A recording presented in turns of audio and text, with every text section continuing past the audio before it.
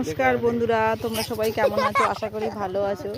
আমি মিতালি ব্লগে ছোট্ট একটা মিনি ব্লগ নিয়ে চলে আসলাম। দেখেছো, আমি এসেছি আজকে আমার বাপের বাড়িতে। দেখেছো আমার বাপের বাড়িতে এগুলো উচ্ছে নয়, করলা। দেখেছো কত করলা হয়েছে।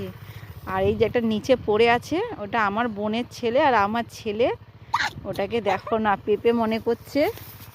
আর দেখো দেশের ওই ভিউটা দেখেছো, খুব সুন্দর। অনেকদিন পরে এসেছি, এরকম শীতকালে আসা হয় না বাপের বাড়িতে, আসাই হয় না বলে আসাই হয় না।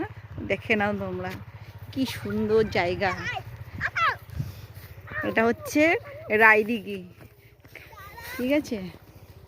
দেখে নাও কি সুন্দর ওয়েদার।